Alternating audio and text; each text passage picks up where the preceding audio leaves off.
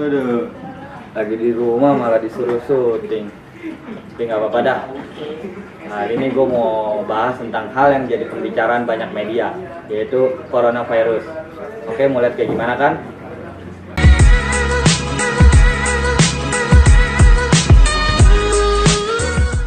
Assalamualaikum warahmatullahi wabarakatuh.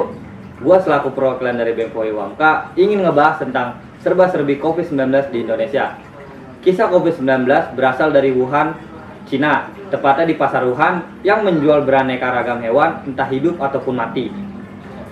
Belum jelas sumbernya hewan yang mana, cuman peneliti bersepakat inangnya ada pada hewan kelelawar karena pada hewan kelelawar terdapat virus lain seperti Ebola dan HIV.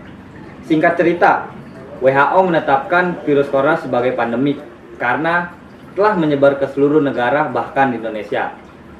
Ini nih, ada kisah menarik terkait virus corona di Indonesia, yaitu terkait kebijakan dan sikap pemerintah sebelum dan terkini terkait virus corona. Lu mau tahu kayak gimana aja kan? Kayak gue bakal bacain.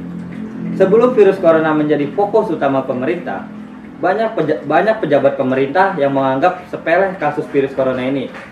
Yang pertama, Menteri Kesehatan Republik Indonesia yang menganggap belum adanya kasus virus corona di Indonesia berkat doa.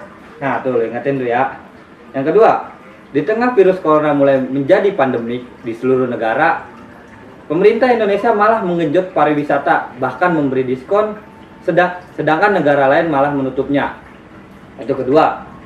Yang ketiga, Menteri Perhubungan Republik Indonesia yang menganggap rakyat Indonesia kebal virus corona karena nasi kucing.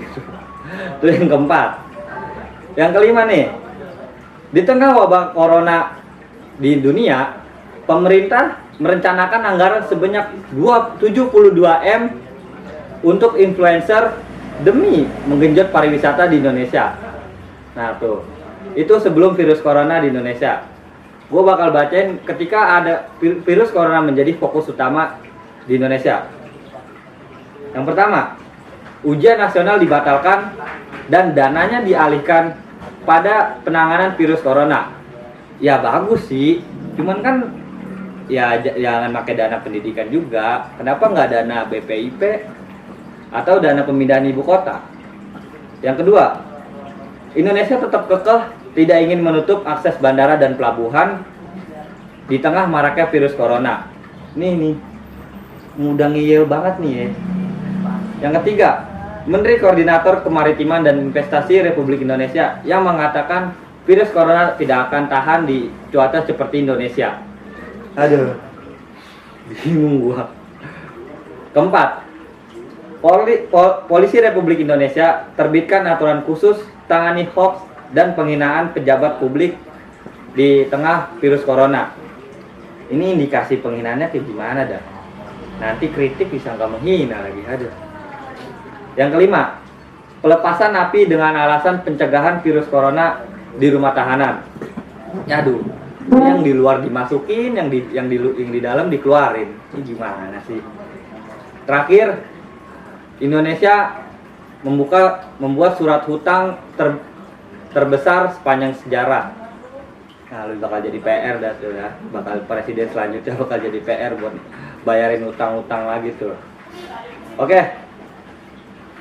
Cukup segitu dulu rangkuman terkait virus corona yang ada di Indonesia.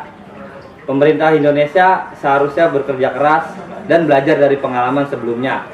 Dan untuk semua rakyat Indonesia dan pemerintah, gue punya pesan. Tolong jangan ngeyel banget kalau dikasih tahu sama ahlinya nih. Tolong banget nih ya. Dan terakhir,